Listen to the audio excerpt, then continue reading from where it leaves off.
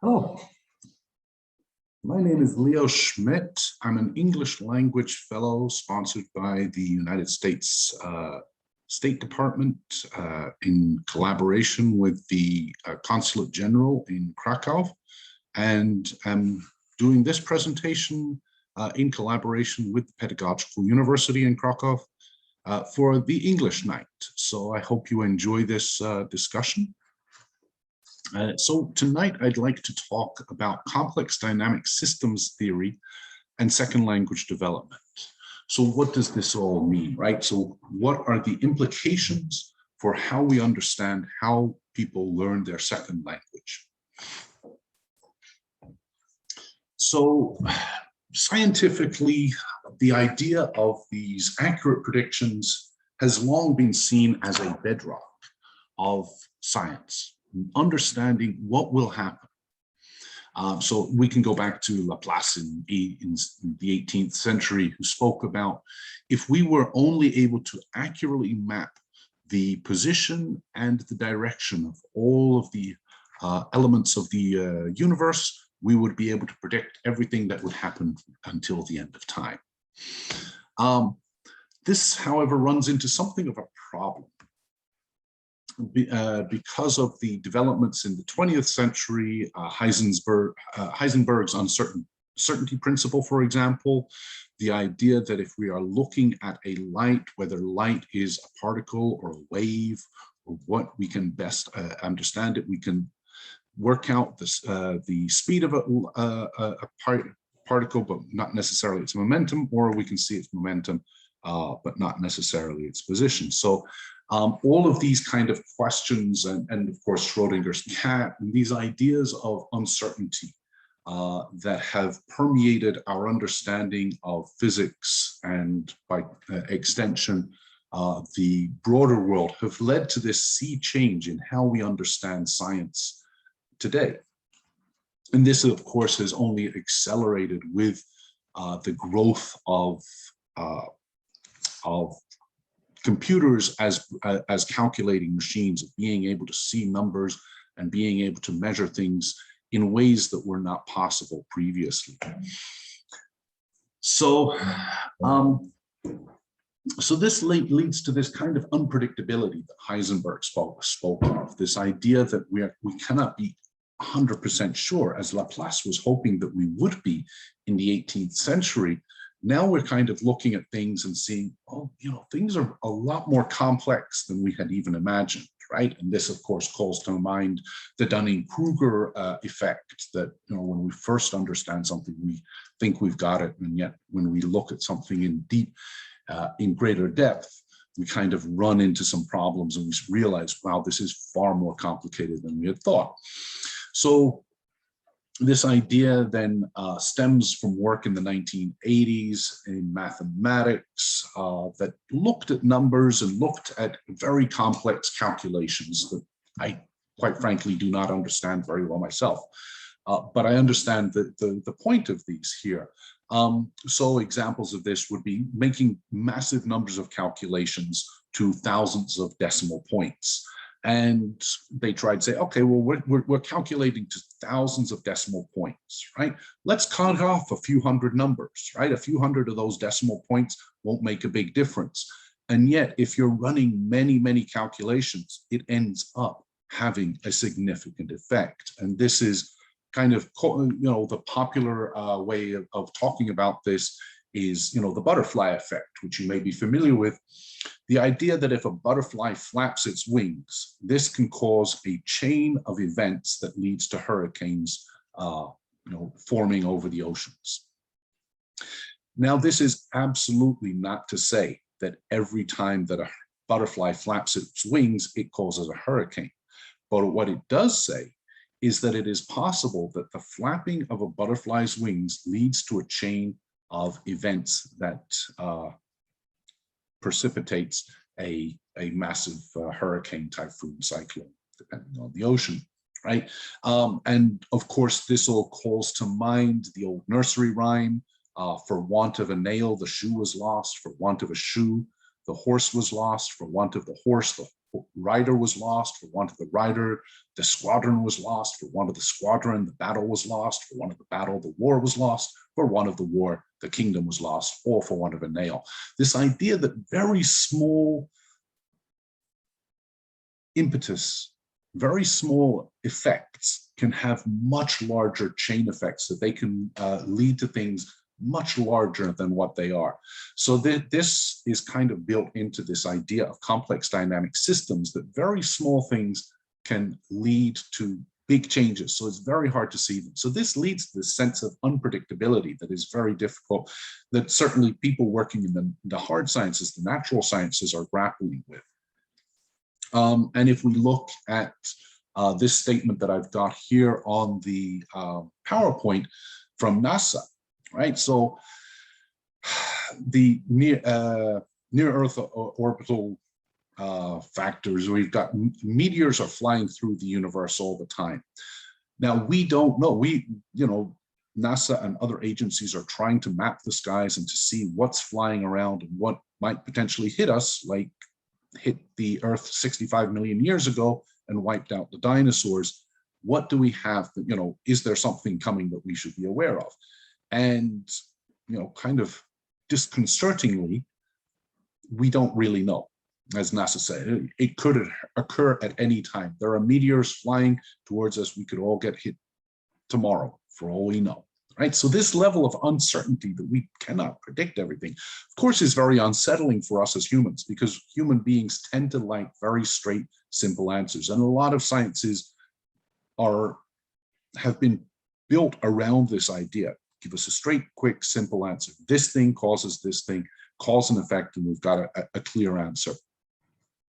Complex dynamic systems theory, however, says, no, it's a lot more difficult than this. And another picture that you'll see that I've got down there, of course, is Richard Pryor from Superman 3. And if you've watched the movie, you'll know that he made a lot of money by taking all the pennies that were left over and unaccounted for. So these small effects are something that complex dynamic systems theorists are looking at, and scientists are paying more and more attention to. Because of the greater computing power, we can now take more and more of these things into effect.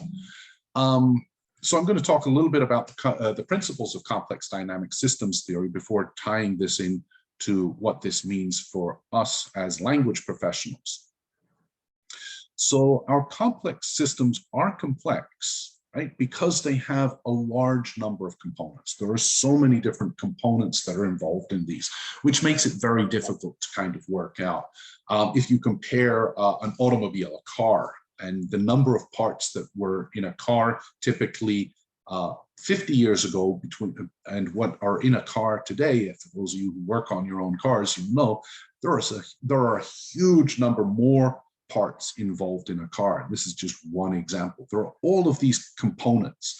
So complex systems are complex because there are so many different things going on there, right? So if we look at the brain, and a wonderful example of a complex system, our brain is made up of billions of brain cells, right? So all of these different brain cells are involved here, and they interact, right? So it's not just that you have one brain cell and it only interacts with one other brain cell. No, your brain cells are firing, neurons back and forth, working out what's going on to each other in many different ways. And one of the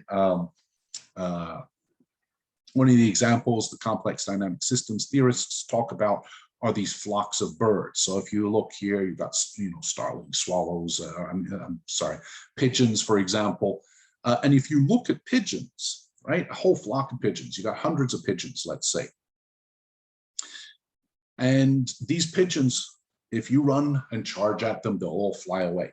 Now, these pigeons are all individuals, but they all work together. They don't crash into each other. There's not like a whole bunch of pigeons and they're banging into each other as they're all trying to escape from you. No, they all fly away as a flock. So there's this interaction between them that's going on, what we call reciprocal causality, right? So they say, okay, this pigeon's on my left, that pigeon's a little to my front and to the right, so I got this area here to move in. So this idea that you can go kind of back and forth within the system, and similarly with our brains, there's this back and forth between these neurons that are firing back and forth. So we have all of this kind of complex interactions that are going on in a complex system. And, again, this very traditional view of science is that, there's a one-to-one correlation, this cause and effect, one thing causes another. And the reason that I have the grapefruit juice here is that medical researchers discovered that grapefruit juice can inhibit certain medications. So please check with your doctors if you drink grapefruit juice, or indeed any fruit juice, because the original studies were looking at using grapefruit juice to mask the taste of ethanol, and they found that grapefruit juice actually interacted with the medication. So medication, you think, okay, I've got a headache, let me take an aspirin. The aspirin dulls the pain and cures you of your headache, we hope. But it's in a complex system. There are a lot of other factors that can come into play here. And the grapefruit juice is an example of how in a complex system such as our body, we take medication, but that may interact with other things that we're taking. This is why your doctor may ask you, what other medication are you on? Because different things can interact with other things. So this is very much a principle of complex dynamic systems theory, that it's not just a one-to-one causality. Rather, we have all of these different factors playing roles in what is going on. And so there's this back and forth. It's not just there's this one-to-one in what's happening in your brain. And neurology is not my area of expertise by any stretch of the imagination, but from what I understand, there have been enormous changes in our understanding of brain structure over the past decade.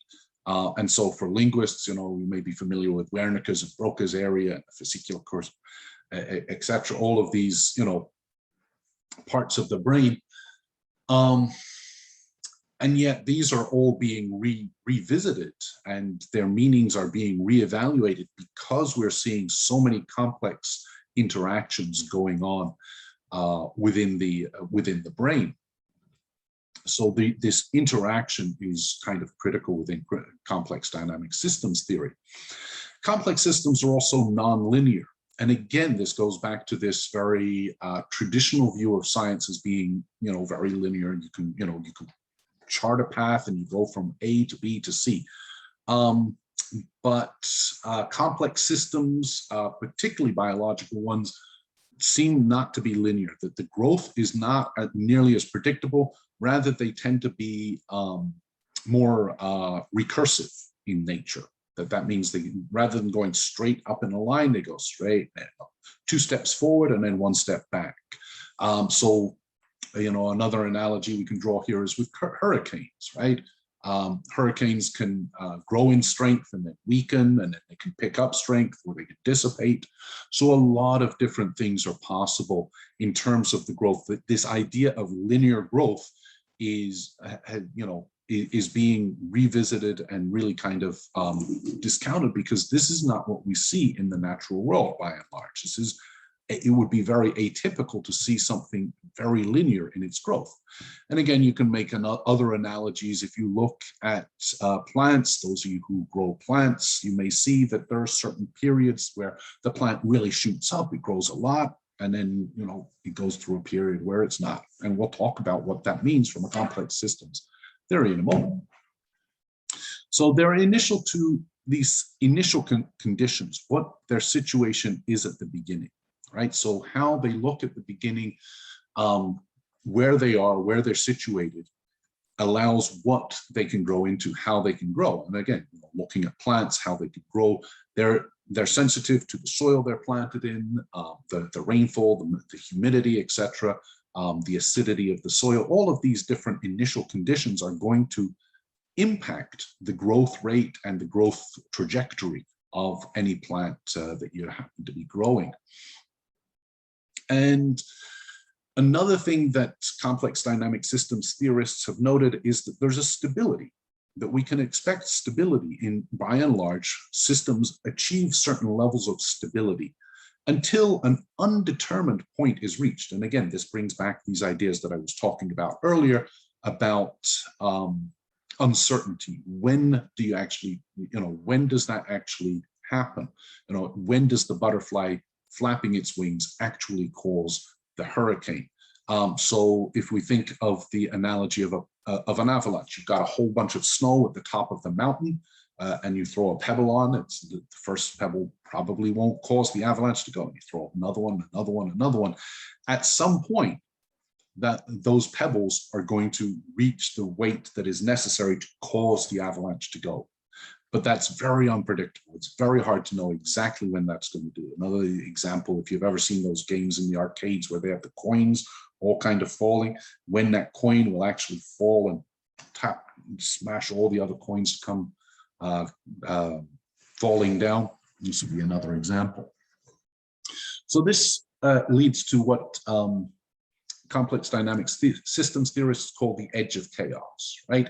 So there's certain points in the development lead to changes. There are certain points in which systems, complex systems, are able to move, are in a position of instability, and complex dynamic systems seek stability. So they're unstable.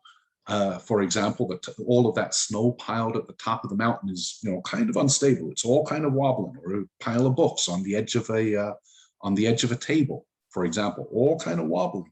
When are they ready to kind of all fall down? That's in that edge of chaos. They're ready to come down and reach a new stability. They fall further down. So this is tied up, the second law of thermodynamics looks at things in terms of entropy, that systems will move to equilibrium and remain there forever and kind of gradually slow down. It'll kind of slow down. This idea that the universe will eventually kind of wind down. And yet we see our, empirical data in the world, particularly with living organisms, shows that in actual fact, things tend to move in the opposite direction. Things tend to grow in strength and force, right? So now the view is more that this second law really only applies to these closed systems, right? Complex dynamic systems is really about open systems, systems that can take in and be influenced by things outside. So that hurricane growing in the middle of the Atlantic Ocean can be influenced by a butterfly flapping its wings in Uganda, for example, right? So that possibility of something from outside affecting it. Now, certainly you can have enclosed ecosystems. I've got some of these ecospheres posted on the PowerPoint here. You can buy these, and the idea here is that you buy these shrimp and a little kind of plant, and the shrimp eat the plant, and then the shrimp poop, and then the poop feeds the plant, and so forth. And so they're able to keep feeding each other indefinitely. There are reports of these lasting decades with shrimp still alive and possibly even reproducing. But these are closed systems, and so the second law of thermodynamics may expect them to kind of eventually wind down, that your shrimp will eventually die. But complex dynamic systems theory, as I was saying, is looking at these open systems, that they can be affected by outside. So, you have something like this, you can add food in, you can add shrimps, you can add other things into the mix, and this allows this growth, right? So these principles of complex dynamic systems theory, they're open systems, right? So they're allowed to be influenced by things outside. They're not closed off from the outside world like the ecospheres that we just saw. There's also this idea of adaptation and self-organization. Systems adapt to the situation around them. They adapt to others around them. They self-organize. So again, those flocks of birds where the pigeons are aware of what's going on around them, they adapt and self-organize, say, okay, pigeons are flying off in this direction. I don't want to hit any other pigeons because then we'll have a problem, we'll all fall down. So they organize, right? So they look at this kind of stability. They seek for stability where they can all say that all the parts of the system work effectively together. Tied up with this is the idea of strange attractors, right? So they will create patterns of what are possible, right? So they will create these possible patterns of directions that the pigeons can fly, or ways in which the broccoli can grow. So they create these, what we call these fractal shapes as they produce themselves. So they reproduce themselves in the same way again and again. So we look at these. So if you look at a piece of broccoli, for example, broccoli head, it breaks off into smaller and smaller.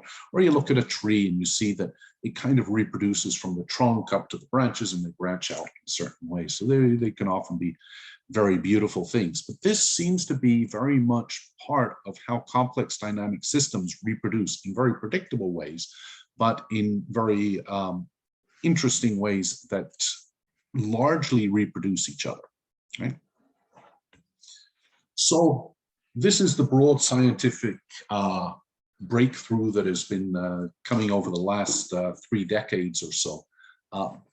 So what does this mean for second language development, right? Why am I telling you all of this about physics and science and mathematics?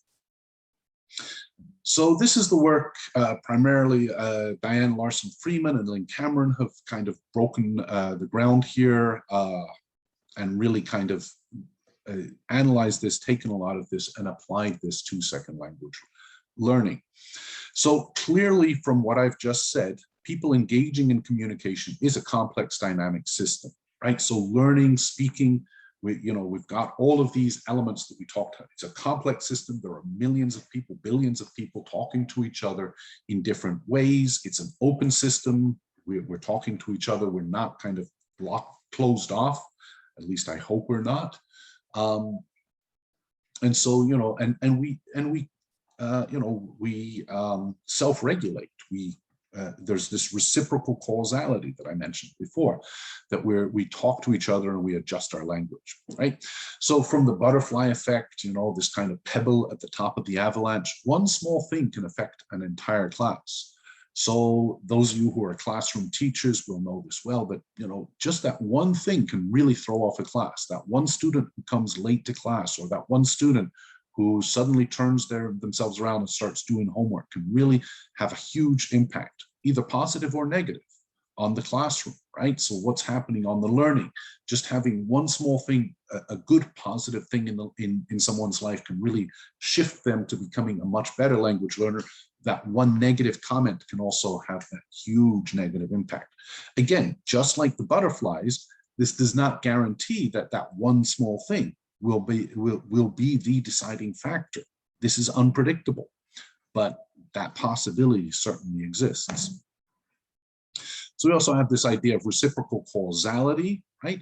Students are responding to each other. Students are engaging in dialogue, talking to each other, trying to work out what's going on. If you're doing a communicative classroom where you have students working in pairs or in groups, they're talking back and forth to each other, they're going to be picking up, they're going to look and learn from each other. And even if you're doing lecturing, which I don't recommend as a pedagogical approach, but if you have one student who's paying attention, that student is influencing the others. Whereas if you have one student who's busy on their phone watching the latest TikTok, that is going to affect the others, right? So this reciprocal causality, students pick up from each other. So when they're talking to each other, they can pick up words. One student introduces a new word, the other student hasn't heard that word or that phrase before, or that error for that matter. These are all kind of going to influence each other. So it's not just the teacher. And I think this is something that is important to be aware of, that, that as the teacher, there's often a perception that the teacher drives everything that's in the class. And I don't think that this is really true. We hopefully have a significant impact on the class as teachers. We hopefully even have the largest impact, but the other things that are going on in the classroom are going to be important. What the students are doing with each other, how they're feeling more broadly with society, is going to play a role on their performance in the classroom. Also, this concept of non-linearity. So I was saying before, complex dynamic systems, one of the key characteristics is that we do not see this kind of linear straight line kind of development, but rather this kind of recursive development, this kind of moving from one step to the other. Now, certainly administrators like to say, oh, we're going to do this, you know, year one, we do the simple present, year two, we do this, the simple past, and year three, we do the present perfect. And at the end of year one, they finish the simple present. The research is pretty clear that that just doesn't happen. I mean, you know, if you look at how learners develop their language, and this holds true in the L1 as well as the L2. So if you have children around you, 2 and 3 years old, learning their first language, you can see what's happening with their first language development. But the same is true with second language development. So, for example, went, goed, I'll give you this example from English, that if a child is learning, you know, an English-speaking, native English-speaking child is learning went and goed, right? So it's very typical for a 2-year-old to pick up went, and they say, I went to school, right? But then, you know, 6 months later, they pick up this ED and they find this ED. Wow, that's cool. I can use that to indicate past tense. And they've been saying went, and then they're going to go. So they're not, you know, really, this of course is an error. This is not something a native speaking adult would say. So they start saying go, and then they'll go, then they'll move to went, and they'll become more stable. So they'll move from this stable one morpheme went to using the inflectional morpheme goed incorrectly, this kind of chaos area, to the more stable went appropriate use of the past irregular form. So here they're moving from one level of stability through this edge of chaos, going back in many ways, kind of this recursive, nonlinear progression into this better, higher level of went goed, where they kind of stabilize their position.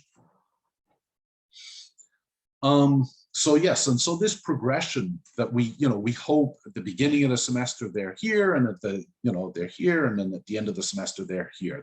They've made this progression.